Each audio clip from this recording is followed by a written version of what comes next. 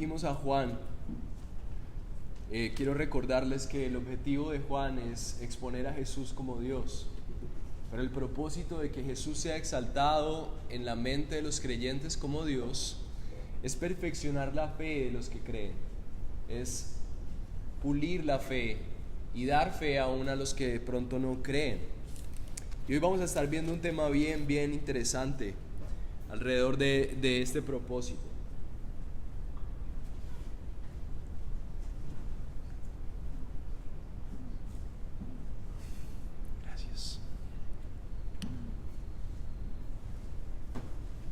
Una de las razones por las que vale la pena ahondear una y otra vez alrededor de la fe es que parece ser que hay diferentes formas de creer en Jesús en nuestra sociedad. Bíblicamente solamente hay una, pero se han construido diferentes formas, y por eso a veces es necesario, así como he denominado este mensaje, la fe salvífica y los amores religiosos.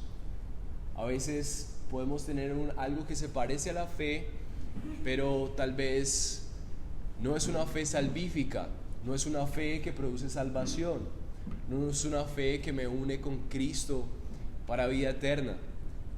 Y tal vez mi fe se parece mucho más a amores religiosos. Y ya que Juan es tan enfático en esto, nosotros vamos a ser diligentes para recordar esto, y Jesús en sus propias enseñanzas y palabras quiere ser una y otra vez claro con respecto a lo que es la fe salvífica. A partir del versículo, vamos a estar a partir del versículo capítulo 8, versículo 31, vamos a estar solamente con 3 versículos. Y quiero que vayamos juntos y después oremos al Señor para que su palabra sea útil en nuestras vidas. Juan capítulo 8, versículo 31. La palabra del Señor dice así: Entonces Jesús decía a los judíos que habían creído en Él: Si ustedes permanecen en mi palabra, verdaderamente son mis discípulos, y conocerán la verdad, y la verdad los hará libres. Ese es el texto de hoy, y quiero que oremos. Que nosotros podamos tener esa fe salvífica, que podamos ser afirmados en esto que decía Jesús con respecto a la libertad, es crucial. Y si Dios habla de libertad, nosotros queremos esa libertad. Oremos. Señor, es bueno saber que estás aquí convocando a tu pueblo, llamándonos para escuchar tu voz. Gracias por Juan, por lo que hiciste en su corazón, por tus enseñanzas aquí reflejadas, para ayudarnos a creer de una manera más sólida, firme en ti. Y qué hermoso es saber que conocerte a ti, que eres la verdad, produce nuestra libertad. Y yo te quiero rogar en esta mañana que tu palabra nos ayude a entender qué significa permanecer, qué significa ser realmente tus discípulos, y qué significa experimentar y disfrutar de la libertad que solamente tú puedes dar. Te rogamos, Espíritu Santo, que respaldes la aplicación de tu palabra en nuestras vidas. Señor, necesitamos que afirmes nuestra fe. Amén. Mis hermanos, el que tiene oídos que oiga lo que dice la palabra del Señor. Alrededor de los años 1900, un hombre llamado o denominado el Gran Gordini, en su eslogan o sobrenombre italiano, vino a Estados Unidos y era uno de los mejores balancistas sobre la cuerda de hacer equilibrio sobre diferentes superficies. Pero en ese momento él decidió hacer algo para probar sus habilidades y ordenó que fuera puesto un cable de acero a través de las fronteras de Estados Unidos y Canadá. Esto es una historia real. Y el cable pasaba por encima de las cataratas del Niágara. Y una vez que el cable estuvo en su lugar, anunció que él iba a cruzar caminando sobre el cable sin ninguna clase de seguridad. Y cientos de personas se agruparon para ver el acontecimiento que este hombre iba a llevar a cabo. Vinieron noticieros y justo en ese momento los vientos eran muy fuertes en la cima de las cataratas. Para los que saben, en la parte de abajo de las cataratas el agua es poco profunda, hay un gran vacío, pero es poco profunda, lo cual no convenía para nada para este hombre. Y la gente se agrupó. Él pasó a pie y cuando terminó de pasar, la gente empezó a aplaudir, alegres por lo que él había logrado. Como si fuera poco, él decidió tomar una carretilla, de estas que solamente tienen una llanta al frente, y pasó con la carretilla. Y la gente aplaudía y la gente abucheaba, alegres de ver toda la hazaña que este hombre estaba logrando. Pero como si fuera poco, este hombre llenó la carretilla con arena y pasó por la cuerda con la carretilla con arena, y la gente aplaudía y habían aplausos y afirmaciones. En ese momento todos creían factualmente que este hombre podía pasar en una cuerda floja por las cataratas y de muchas maneras. Pero como si fuera poco, en ese momento este hombre volcó la arena de la carretilla, y en ese momento Gordini tomó la carreta y preguntó: ¿quién quiere venir conmigo? ¿Quién se monta a la carretilla y atraviesa conmigo? Y en ese momento se quedó en silencio la multitud, se detuvieron los aplausos, se desdibujaron las sonrisas, y las personas que habían creído no se pudieron montar a la carretilla. Mis hermanos, esta ilustración de la vida real se parece mucho a la fe salvífica. Hay muchos que dicen creer en Jesús. Hay muchos que afirman que efectivamente Él existió, que pasó de los cielos a la tierra. Pueden afirmar que es un hombre histórico, pueden reconocer sus milagros, aún pueden reconocer como si Él fuera ese Dios que dijo ser. Pero para que la fe pueda salvar, así como si fuera a montarte a la carretilla, el creyente necesita depositar su confianza y estar dispuesto a decidir poner todo su control de su vida bajo las manos de su Señor y su Dios encarnado en Cristo. Solamente la fe que confía en Jesús de tal manera que está dispuesto a entregar su vida es una fe que produce salvación. Y el apóstol Juan y el mismo Señor Jesús, a través de esta enseñanza, nos van a dejar clara la diferencia entre una fe salvífica y una fe que no lo es, una fe que parece más bien afectos religiosos. Todo esto con el propósito de animar a los creyentes a creer fielmente. Habrá gente que cree en Jesús, habrá gente que crea acerca de su deidad, pero habrá gente que nunca pasará al otro lado con Jesús, porque nunca fue capaz de decidir y permanecer y hacer de sus convicciones sus decisiones. Y vamos a ver la diferencia hoy entre la soberanía de Dios que produce eso, pero también la responsabilidad humana. Esta es una de las crisis más importantes cuando empezamos a avanzar en este camino cristiano. El versículo 31 y 32 entonces nos dicen así: entonces Jesús decía a los judíos que habían creído en Él: si ustedes permanecen en mi palabra, verdaderamente son mis discípulos y conocerán la verdad, y la verdad los hará libres. Esta enseñanza la vamos a ver en dos puntos en los que Jesús afirma esto de la verdad y esto de la fe salvífica. El primer punto que vamos a ver en esta mañana es: permanece en su palabra y afirma que eres un discípulo verdadero. Permanece en su palabra y afirma que eres un discípulo verdadero. El segundo punto va a ser: Jesús dice que conoces la verdad y esa verdad te hará libre. Y si algo que quisiera que tú recuerdes durante esta mañana y que te lleves es que necesitas permanecer en su palabra como un discípulo verdadero y tendrás esa verdad que te hará libre. Permanece en su palabra como un discípulo verdadero y la verdad te hará libre. Una de las cosas que vamos a ver en este contexto es que la palabra de Dios, es decir, la Biblia como la tenemos hoy, estaba siendo predicada, estaba siendo consolidada. Entonces, cuando Jesús estaba predicando acerca de permanece en mi palabra, no estaba refiriéndose factualmente a la Biblia que conocemos hoy, sino a sus enseñanzas, a lo que implicaba sus enseñanzas. Y bueno, sabemos que los apóstoles basaron todas sus enseñanzas y todas sus doctrinas en las enseñanzas de Jesús. Pero lo que estaba refiriéndose Jesús no era solamente al hecho radical de estar enfocados en estudiar la Biblia, sino que permanecer en la palabra son un juego interesante durante esta enseñanza, porque la palabra clave es permanecer. La base sobre la cual Jesús está diciendo que necesitamos permanecer es su palabra, pero la palabra clave durante esta enseñanza va a ser permanecer.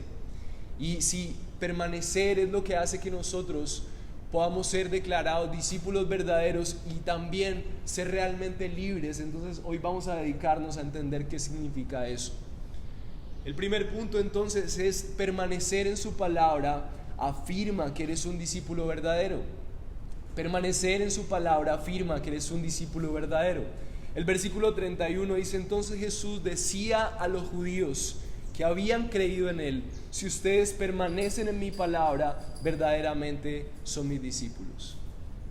La palabra creer durante todo este evangelio habla acerca de poner confianza, tener fe con respecto a una persona, a una cosa, dar crédito, una implicación de lo que está viendo frente a sus ojos. Pero así como la ilustración de este equilibrista en Estados Unidos, la fe salvífica es un total compromiso con lo que se cree. Más adelante vamos a darnos cuenta que no es suficiente con el primer paso de la fe es fortalecida. Los discípulos oraban: fortalece mi fe, incrementa mi fe. Y una de las cosas que vamos a darnos cuenta, por ejemplo, en el capítulo 2, versículo 24, que cuando Jesús estaba en Jerusalén durante la fiesta de la Pascua, dice el texto, muchos creyeron en su nombre al ver las señales que hacía. Versículo 24 dice: pero Jesús en cambio no se confiaba en ellos porque los conocía a todos. Es decir, las personas estaban siendo deslumbradas por la persona de Jesús, pero al mismo tiempo Jesús, que discernía los corazones, sabía que ese nivel de conocimiento, ese nivel de creencia en él no era suficiente. Y es exactamente lo mismo que está pasando con esta historia y estos judíos que el texto dice en el versículo 31 que creyeron. Si seguimos con esta historia, vamos a verlo en predicaciones siguientes. Y adelantando un poco, el versículo 57, los mismos judíos a los que se refiere el versículo 31 son mencionados en el versículo 57. Dice así la palabra del Señor más adelante en los versículos de la misma porción: por eso los judíos le dijeron: aún no tienes 50 años y has visto a Abraham. Jesús les dijo: en verdad les digo que antes de que Abraham naciera, yo soy. Entonces tomaron piedras para tirárselas, pero Jesús se ocultó y salió del templo. Entonces aquellos que el texto decía que habían creído son los mismos que más adelante, después de una conversación confrontadora con Jesús, tomaron piedras, y estas piedras no eran, mis hermanos, para jugar. Las piedras, cuando se tomaban, eran piedras para asesinar, eran piedras para sepultar a estas personas. Juan 6:66 también menciona una situación como esta. Como resultado de esto, muchos de sus discípulos se apartaron y ya no andaban con él. Escuchamos esto en otra predicación. Entonces Jesús dijo a los 12 discípulos: ¿acaso ustedes también quieren irse? Y esto es porque habían personas que habían sido alumbradas en su entendimiento, tal vez. Algunos comentaristas dicen que hay diferentes tipos de fe. Tal vez hay una fe intelectual, que puede decir históricamente Jesús es un acontecimiento histórico. Los ateos inteligentes no pueden negar la existencia de Jesús histórico. Sabemos que Jesús tiene una evidencia histórica mucho más grande que lo que podrían tener muchas de las narrativas históricas filosóficas o los personajes más importantes de la historia como Hitler, Cristóbal Colón. Nunca nadie ha tenido escritos más cercanos a los acontecimientos, testigos, cultura, arte, imperios poderosos, narrando fielmente, históricamente, historiadores respaldando que Jesús existió. Y puede ser que ante tal evidencia histórica las personas digan Jesús fue real, pero tal vez esa fe no es una fe suficiente que les dé a las personas esa decisión de decir, entrego mi vida, me monto a esa carretilla en medio de lo que parece una cuerda floja para pasar al otro lado con mi Señor y mi Salvador. Y tal vez sea solamente intelectual, pero tal vez sea una fe emocional, en donde hemos tenido una experiencia reconciliadora, hemos sentido emocionalmente algo de paz en un lugar, en un momento, pero esa experiencia tal vez sea una fe en ese Dios que te da esa experiencia, esas sensaciones, pero tal vez no es suficiente para decir, tú eres mi Señor, en ti confío. En ti voy a poner mis decisiones, tú eres quien gobierna mi vida. Así que entendiendo que tal vez lo que está refiriendo este texto, según el contexto, es que esta fe no era una fe salvífica, no era una fe que estaba perfeccionada para producir esa salvación. Vamos a continuar viendo lo que dice este texto. Entonces Jesús decía a los judíos que habían creído en Él, si ustedes permanecen en mi palabra. Entonces la expresión que Jesús está haciendo acerca de si ustedes permanecen en mi palabra es una expresión condicional. No quiere decir que es una expresión que es una causa y efecto. Es decir, no es que Jesús está diciendo que ellos pongan su empeño en permanecer y entonces ellos serán verdaderamente los discípulos. Lo que Jesús está expresando es que la permanencia en su verdad va a ser la evidencia de que ellos verdaderamente son discípulos. Muchos han interpretado este texto diciendo que lo que hay que hacer es esforzarnos en permanecer para así entonces decir que somos discípulos. Pero lo que está expresando Jesús aquí es, si ustedes permanecen en mi palabra, verdaderamente son mis discípulos. Entonces, lo que está expresando Jesús es que el permanecer es un fruto de lo que es un discípulo verdadero. Y la pregunta clave durante este tiempo entonces es, ¿qué es permanecer? ¿Qué significa entonces permanecer? Parece ser que es una palabra muy importante. En Mateo dice que los que perseveren hasta el final, esos serán salvos, precisamente porque aquellos que Dios ha salvado van a permanecer porque Él es el que les hace permanecer. Los que perseveren hasta el final, Apocalipsis también lo menciona. Pero ¿qué significa entonces permanecer? Porque si algo tendríamos que nosotros saber es si realmente nosotros somos de esos que han confiado solamente intelectualmente, emocionalmente, porque estas personas estaban así. Y muchos cristianos, mis hermanos, y muchos tal vez entre nosotros, están totalmente convencidos de que tienen una fe salvífica, pero tal vez así no lo sea. Y si Jesús fue tan claro con esto para mostrar a sus discípulos y a sus seguidores la importancia de una fe verdadera, para nosotros también debe ser muy importante que nosotros sepamos diferenciar no solamente una fe para salvación, sino también en qué momentos de nuestra vida nosotros solamente estamos creyendo intelectualmente. Acabo de llegar de un entrenamiento para pastores y una de las conclusiones interesantes es que pocos ministros del Evangelio son capaces de reconocer que en muchas ocasiones lo que están predicando en el fondo no lo creen. Y es porque Dios dice que Él es bueno, que Él nos justifica, que Él nos acompaña, que Él nos adopta como sus hijos. Pero a veces tenemos que reconocer, mis hermanos, que si aún hemos tenido esa fe salvífica, en muchas ocasiones decimos eso, pero al final en el fondo como que no lo creemos tanto. Porque cuando llega la crisis, entonces hay amargura, no hay confianza. Cuando llega el proceso de prueba, no hay gozo, no hay fe en Él, sino que empezamos a prender nuestras propias antorchas intelectuales desesperadas, medidas económicas, búsquedas en cosas terrenales. cuando solamente Dios puede dar esa paz, seguridad y tantos aspectos que buscamos. Entonces esta palabra y esta enseñanza para todos es pertinente. Entonces, ¿qué es permanecer? Permanecer es morar, es un estilo de vida, es un lugar, es un estado, es una relación, es una expectativa constante en lo que estás viviendo. Es un lugar en donde vives, es resistir, es estar presente, es pararse, es quedarte ahí, es saber que ese lugar es tuyo. Mis hermanos, hay muchos cristianos que decimos creer en Dios, pero cuando vemos su vida, otra expresión es como si fuéramos ateos prácticos. En la mente somos cristianos, en la mente decimos creer en Dios, pero cuando viene el conflicto somos ateos porque realizamos una vida como si no creyéramos en Dios. Quien dirige nuestros trabajos no es Dios, quien dirige nuestra paternidad no es Dios, quien dirige nuestra forma de ser hijos, familia, muchas veces en la manera de relacionarnos entre hermanos en la fe, no es Dios. Entonces, cristianos en la mente, pero muchas veces somos ateos prácticos. La sexualidad no es gobernada por Dios, la economía.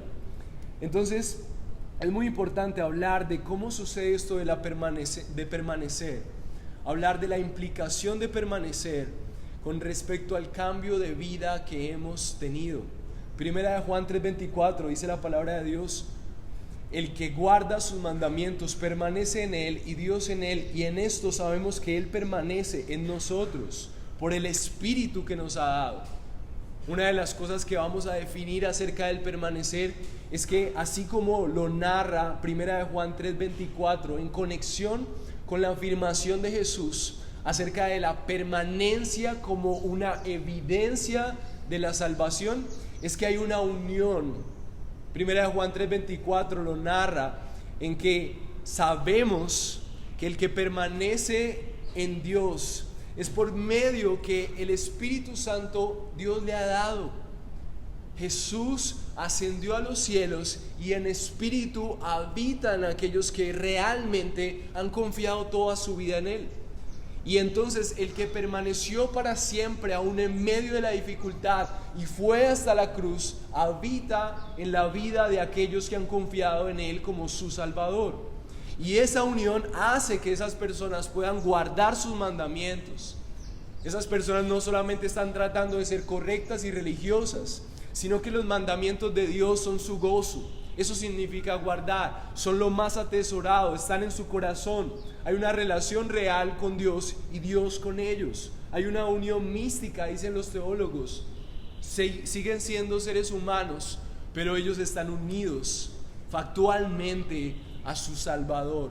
Su Salvador habita en ellos por medio de su Espíritu. Y eso es una de las cosas que está expresando Jesús aquí. Si ustedes permanecen en mi palabra, verdaderamente son mis discípulos.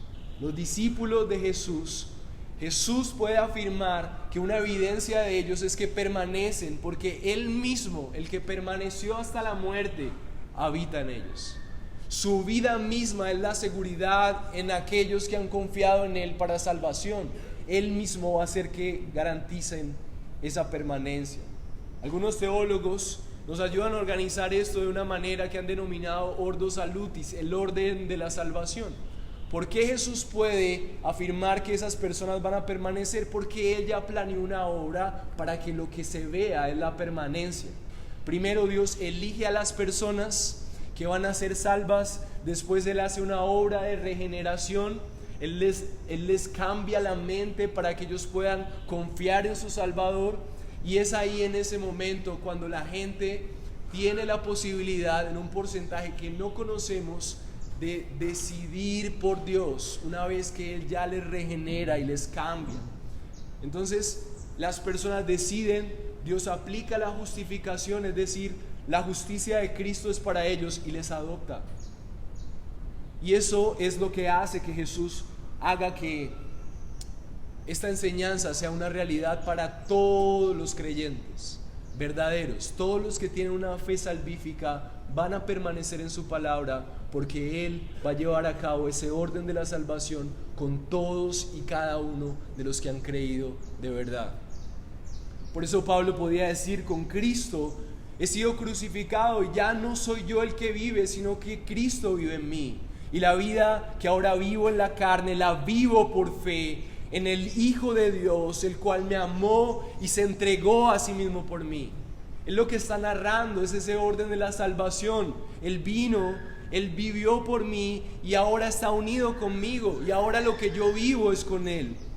Pero la gran pregunta que deberías hacerte es: ¿cómo funciona el permanecer? ¿Cómo podemos permanecer?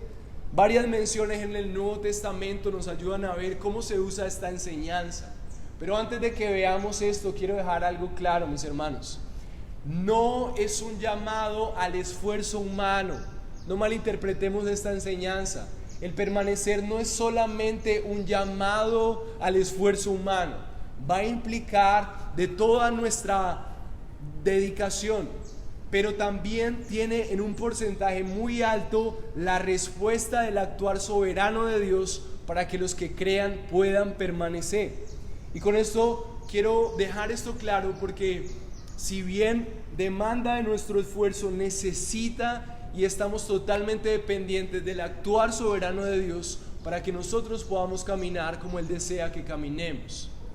Pero aún así va a implicar de nuestra dedicación, va a implicar de que nosotros también decidamos cooperar con esa permanencia.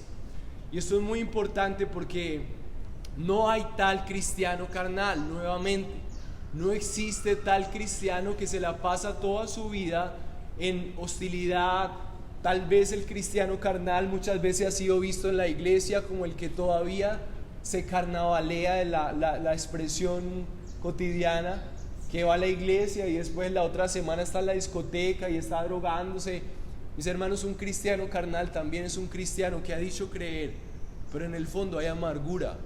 En el fondo no hay gozo por seguir y cumplir al Señor. No hay gozo por cooperar con la extensión del reino. A pesar de que dice a Dios, sus propósitos no son los propósitos de Dios. La proclamación del evangelio, que la iglesia sea establecida, que su vida sea útil para ser luz en las tinieblas, sino que dice creer en Dios. Aún puede estudiar la Biblia, pero sus mayores motivaciones son tener más dinero, estabilidad, paz, salud y cosas netamente terrenales. No me malinterpreten, mis hermanos. Los cristianos también debemos ser excelentes trabajadores, excelentes profesionales, excelentes hijos, excelentes padres y madres.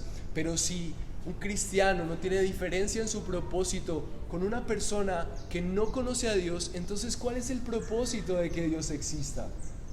Mis hermanos, si Dios existe, si Dios es el Rey, una diferencia radical que tiene que haber una persona que tiene una fe salvífica es el cambio de sus afectos. ¿Qué es lo que realmente ama? ¿Qué es lo que realmente persigue en la vida? ¿Es la gloria de Dios? ¿Es la extensión del reino? ¿Es la salvación de los perdidos? ¿O tus sueños son iguales a los de las personas que no creen en Dios? ¿Cuál es la diferencia? Que dedicamos tiempo a leer la Biblia, que asistimos a un lugar, es precisamente con esto que Jesús está batallando con los judíos, porque eso es una religiosidad muerta. Y es necesario que nosotros nos demos cuenta de eso. Colosenses es la expresión de cómo esto depende. Vamos a ver primero unos versículos que nos muestran que esto de permanecer es primeramente una obra del Señor. Después vamos a ver algunos versículos que mencionan el permanecer al que Jesús se está refiriendo en el texto como una responsabilidad humana. Todas estas enseñanzas los que nos van a evitar es caer en la tentación del legalismo, de creer que el permanecer es nuestras fuerzas. No es así. Y por otro lado, creer que el permanecer es solamente la obra de Dios y yo me quedo sentado mientras Dios a ver si hace algún día. Y la culpa es de Él porque no me ha movido. Ninguna de esas dos posiciones es una posición bíblica, y cualquiera de esas dos posiciones te va a alejar de Dios y te va a hacer vivir en frustración. Primera característica del permanecer: el permanecer es el inicio del orden de la salvación. Colosenses 1:23 dice así: y aunque ustedes antes estaban alejados y eran de ánimo hostil, ocupados en malas obras, Sin embargo, ahora Dios los ha reconciliado en Cristo, en su cuerpo de carne, mediante su muerte, a fin de presentarlos santos, sin mancha e irreprensibles delante de Él. Mis hermanos, este texto nos recuerda que el propósito del Evangelio no solamente es venir a morir por nosotros, sino que, así como dice el versículo 22, Dios nos reconcilia con Dios, uniéndonos a Cristo en su cuerpo de carne. Dios tuvo que tomar un cuerpo humano para poder unirse con la realidad humana. Y cuando nosotros realmente nos damos cuenta que en nuestra humanidad estamos totalmente perdidos, estamos siendo de ánimo hostil. ¿Qué quiere decir eso? Que nuestra voluntad es hostil contra la voluntad de Dios. Que cuando nosotros nos damos cuenta de nuestras vidas son malas obras. Por más de que nosotros hagamos cosas buenas, cuando una cosa, por buena que sea, tú no lo haces para la gloria de Dios y por fe, la palabra de Dios dice que todo lo que no se hace por fe es pecado.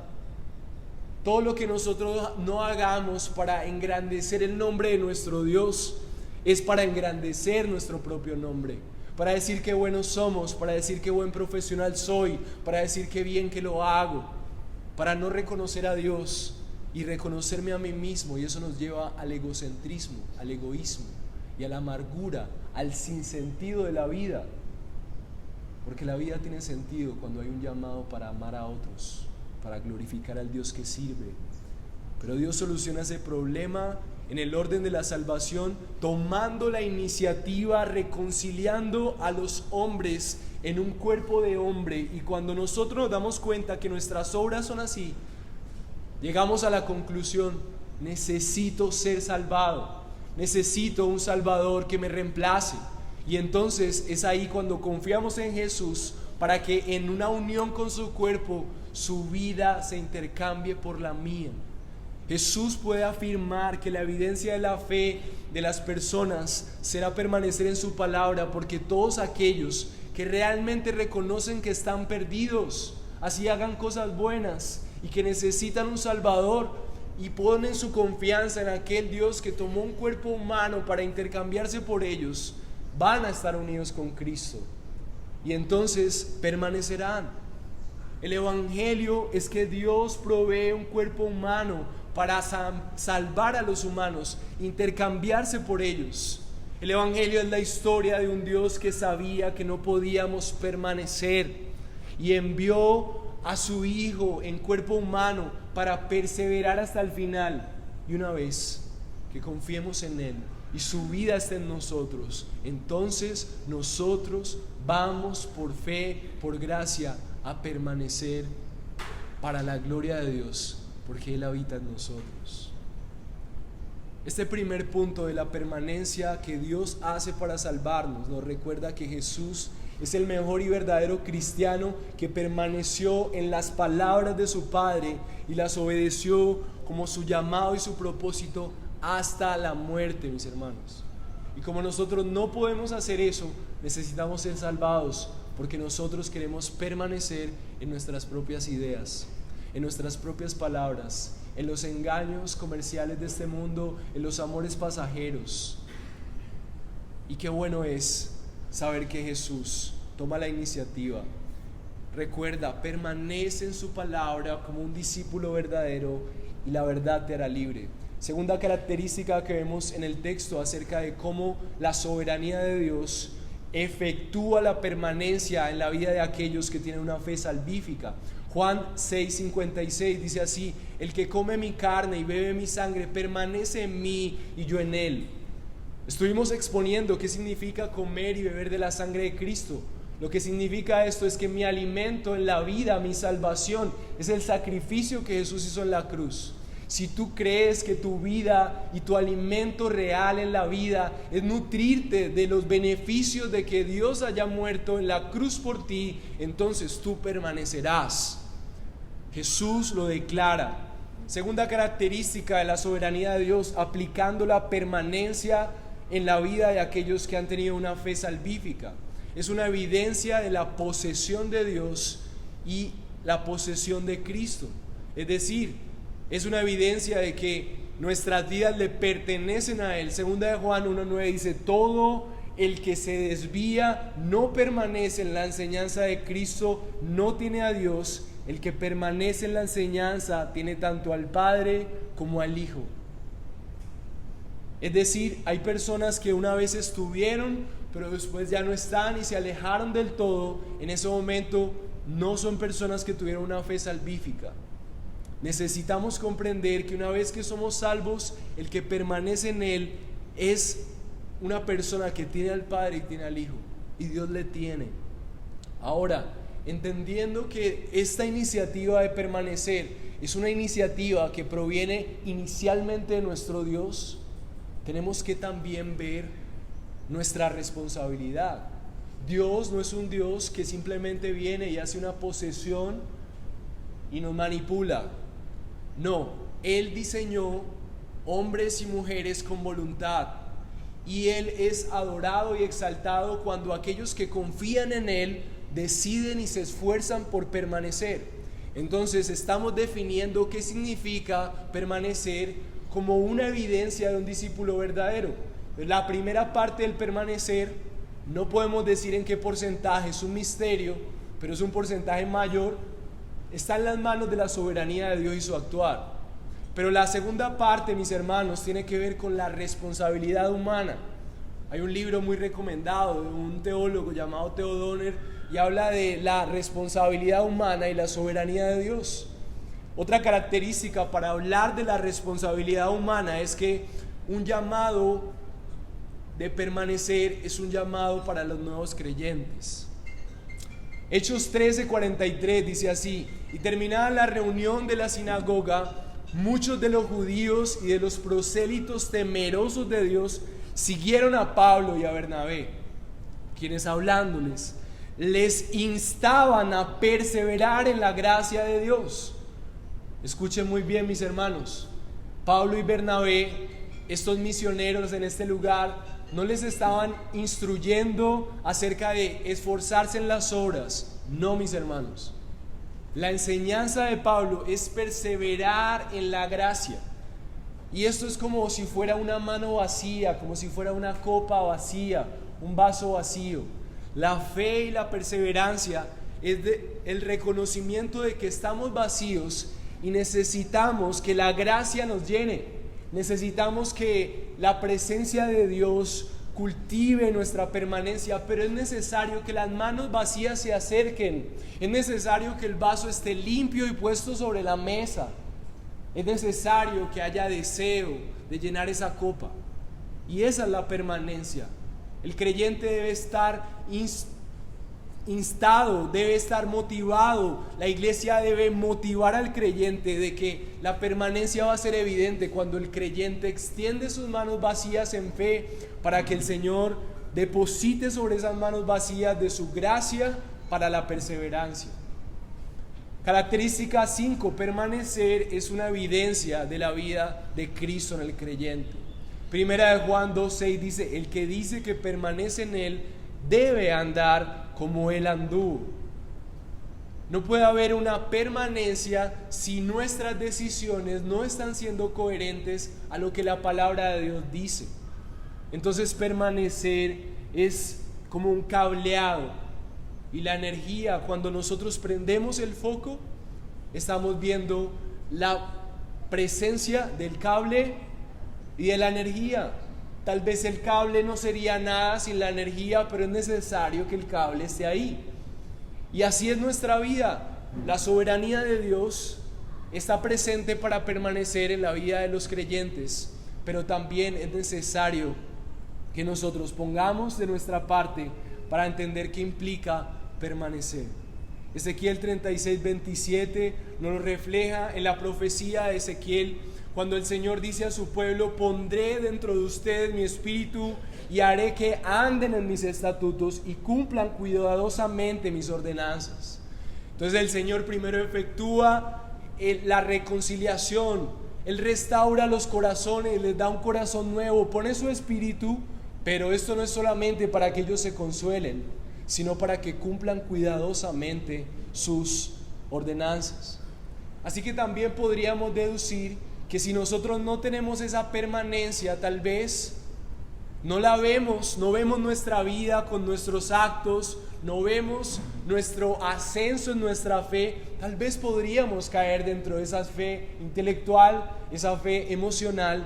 Y hay una advertencia, mis hermanos invitados y mis queridos compañeros de adoración. Hebreos 2, versículo 1 al 3 dice: por tanto debemos prestar mucha mayor atención a lo que hemos oído, no sea que nos desviemos, porque si la palabra hablada por medio de ángeles resultó inmutable y toda transgresión y desobediencia recibió una justa retribución, ¿cómo escaparemos nosotros si descuidamos una salvación tan grande, la cual después que fue anunciada primeramente por medio del Señor, nos fue confirmada por los que la oyeron?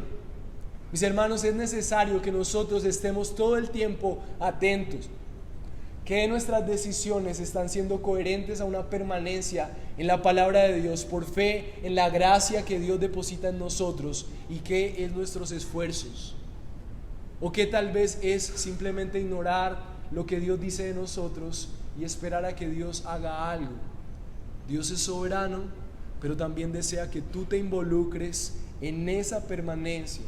Segunda de Corintios 5:10 dice: porque todos nosotros debemos comparecer ante el tribunal de Cristo, para que cada uno sea recompensado por sus hechos, estando en el cuerpo de acuerdo con lo que hizo, sea bueno o sea malo.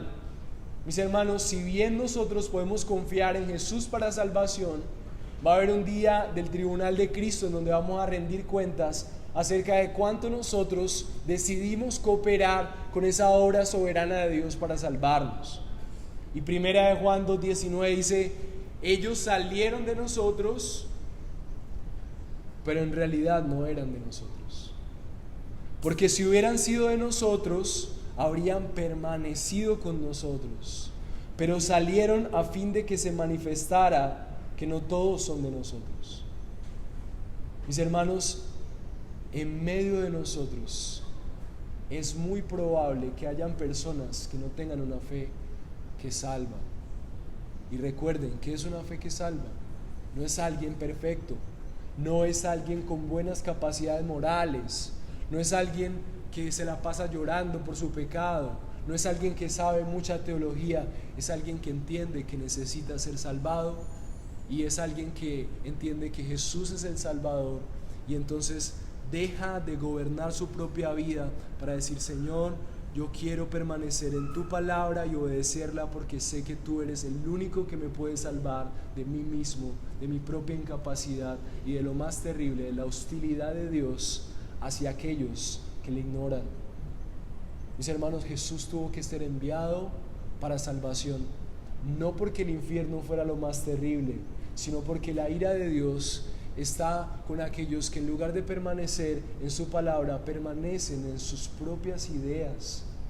Si Dios es el creador, mis hermanos, entonces todo lo opuesto a lo que Él ha determinado es destrucción, desesperanza y, por más bueno que parezca, es egoísmo y orgullo.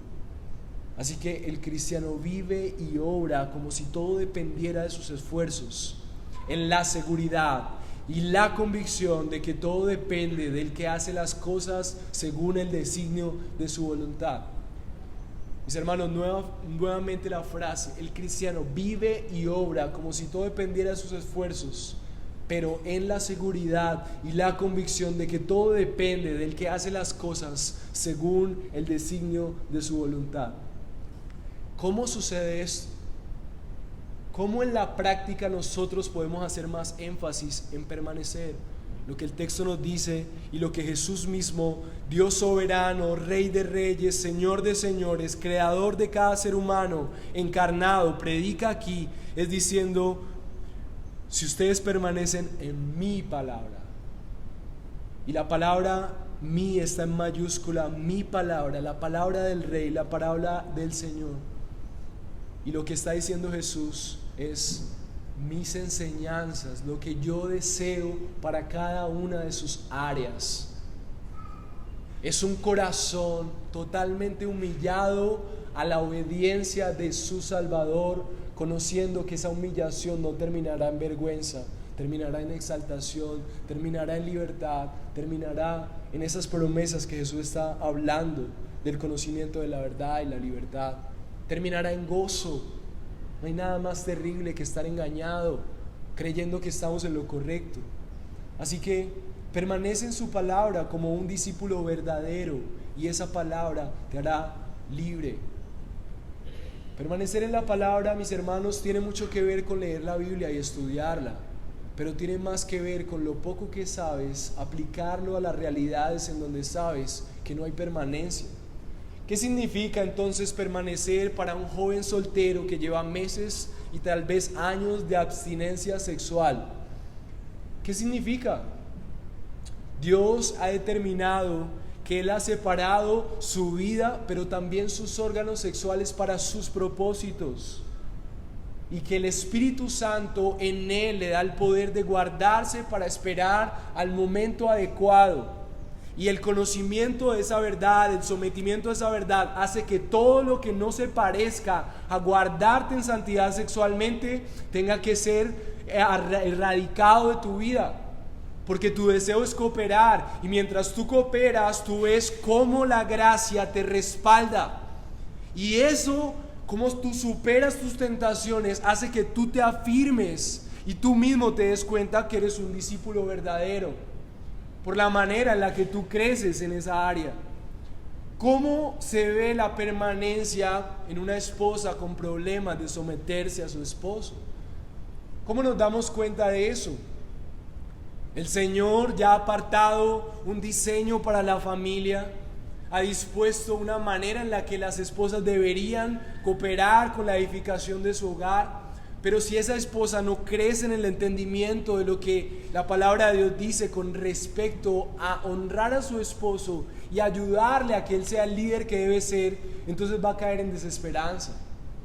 Pero una esposa bien nutrida por lo que Dios dice, con su mirada puesta en quién es Dios, no va a desesperar cuando su esposo no sea el líder que debería ser, sino que va a estar respaldada por la gracia de Dios, por el Dios de perseverancia que le permite esperar y le permite aún cooperar en la santificación y por qué no en la salvación de su esposo. ¿Cómo se ve la permanencia en un esposo que no ama a su esposa como Cristo ama a la iglesia, como Dios dice que la ame? Muchas esposas dicen, así como veíamos en una enseñanza hace poco, es que a mí me toca someterme a ti. Pero los esposos deberíamos decir, pero a mí me toca morir por ti, así como Cristo murió por ti. Tal vez no en una muerte real física, pero sí en una total entrega por lo mejor para su esposa, por la dedicación para su esposa, por un liderazgo espiritual que le haga sentir amada y refugiada. ¿Cómo un esposo permanece? Necesita conocer que a través del Evangelio Dios le ha intercambiado para que pueda ser ese esposo que él debe ser, y tal vez en su incapacidad de amar, conociendo el amor de Dios a través de su Hijo, pueda entender que ese mismo Jesús que murió por su esposa, amándola hasta la muerte, habita en él. Y por fe, entendiendo lo que Dios le dice, tome pasos para decidir ser ese esposo que se parece más a Cristo cada día. Y eso es permanecer. Y asimismo con cada una de las áreas. Pero mis hermanos, es necesario entender que nosotros tenemos un Dios que actúa para salvar, pero nosotros cooperamos con esa salvación. Y hoy necesitas preguntarte, ¿has tenido una fe intelectual? ¿Has tenido una fe emocional? Si es así, mi hermano, mi invitado, mi amigo, hoy es un día en donde tú necesitas reconocer que no has depositado toda tu vida en la carreta de la salvación, en el tren de aquel Salvador único que puede dirigir tu vida hacia la eternidad con Él y hoy una vida para su gloria. Si tu única dedicación al Señor es los domingos, si cada vez parece que tu relación con Dios se extingue y eso no parece cambiar, Tal vez has tenido una fe emocional o intelectual, o una fe heredada de tus padres, una fe heredada de la cultura. Pero lo que la palabra de Dios dice es que si tú eres verdaderamente su discípulo, tú vas a permanecer, porque Dios va a usar su poder soberano para que permanezcas. Y el Espíritu Santo te va a inquietar para que tú cooperes en permanecer. Así que si tú no ves eso en tu vida hoy, es necesario que tú hoy puedas decir en una fe salvífica: estoy dispuesto a pagar el precio. ¿Cómo sabemos que una persona en lo visible tiene una fe salvífica? Es una persona que está pagando el precio. Para unos pagar el precio será tomar el mío para venir aquí temprano. Para unos pagar el precio será abandonar sus hobbies. Para unos pagar el precio es diluir una relación que sabes que no está bien delante de los ojos de Dios. Para unos pagar el precio será dejar de ser tan religioso y empezar a ser más humilde para ser enseñado. Tú sabes delante de Dios si estás pagando un precio costoso o si es tan fácil para ti como venir un domingo. El que ha creído en Cristo como su Salvador le va a costar dejar la orilla de la seguridad para montarse a la supuesta cuerda floja. El Señor no es una cuerda floja, pero Él siempre va a permitir que hacia donde te dirijas sea un lugar desconocido, no cómodo. Y para terminar, Jesús dice que conocerás la verdad y te hará libres. Mis hermanos, la promesa de permanecer no solamente es una vida amargada, tengo que ser un religioso, lleno de competencias para poder permanecer. No, mis hermanos. La forma en la que lo describe nuestro buen Dios y Salvador es que si nosotros conocemos la verdad, y sabemos que cuando la palabra de Dios dice la verdad, es Cristo mismo, la verdad encarnada, entonces esa verdad nos hará libres. Mis hermanos, ¿cómo se ve una persona libre? Una persona libre no se ve amargada tratando de cumplir. Así como decía el salmista, su ley es su deleite. Disfruta de la libertad. Amar a la esposa sacrificialmente en un momento será difícil, pero después será su corona, su gozo. Someterse a su esposo será su oportunidad de experimentar su verdadero diseño, cooperando en el diseño de Dios como mujer, para ayudar a su esposo a liderar. Guardarse en abstinencia sexual para el joven será su corona.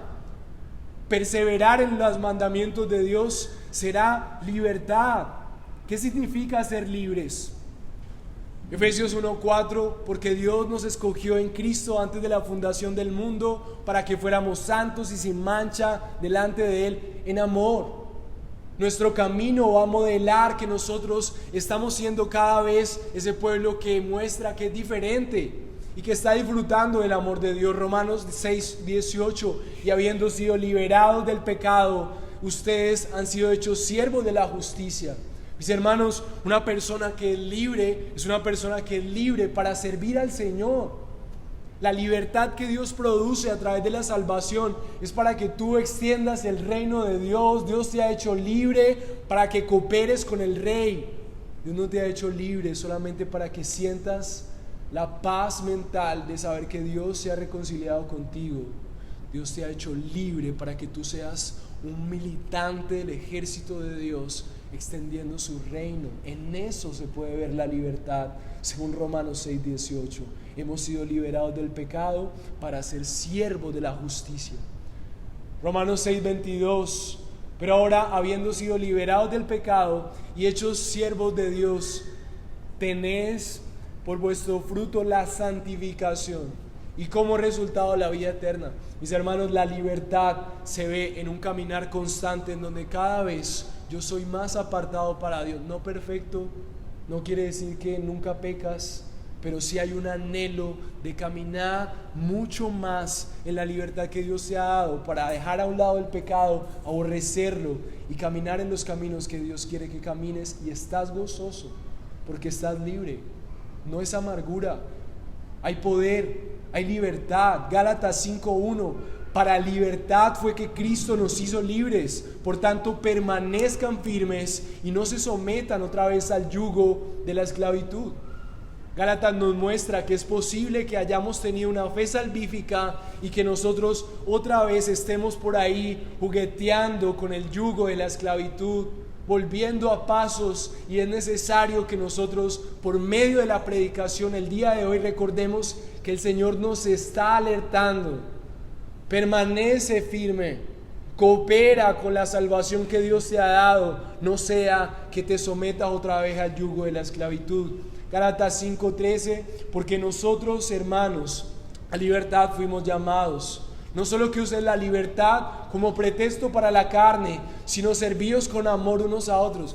Mis hermanos, muchas personas salvas usan la libertad para acomodarse en la vida, solamente esperando que Dios siga nutriendo de bendiciones su vida, pero no ama a sus hermanos. La libertad del pecado debe ser usada para amarse entre creyentes, alentarse, tener tiempos, tomarse cafés, visitar a los hermanos y animarse unos a otros, sirviéndose. ¿Qué necesita el hermano? Mis hermanos, ¿cómo vamos a saber qué necesita el hermano si solamente lo vemos cada 8 días? Si no nos involucramos en la iglesia. Santiago 1:25.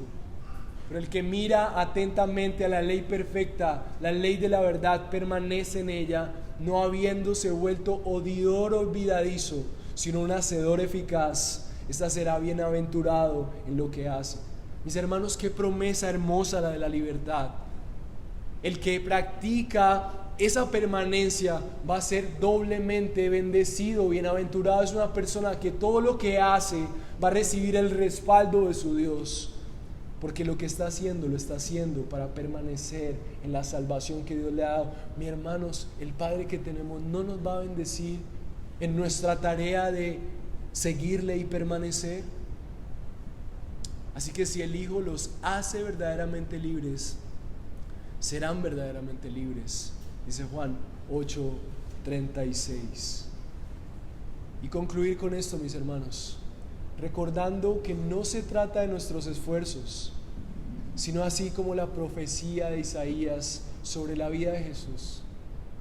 Isaías 61:1 nos recuerda que el permanecer, ya sea por el actuar soberano de Dios o por el involucramiento de nuestras decisiones, solamente descansa en nuestro precioso Salvador, que hace posible que Dios nos bendiga, porque Dios ya no nos mira como pecadores condenados, porque alguien pagó por nuestros pecados, pero también resucitó para que el poder de su resurrección nos ayude a perseverar. Isaías 61:1 dice: el Espíritu del Señor está sobre mí, porque me ha ungido el Señor para traer buenas nuevas a los afligidos, me ha enviado a vendar a los quebrantados de corazón, a proclamar la libertad a los cautivos y la liberación de los prisioneros.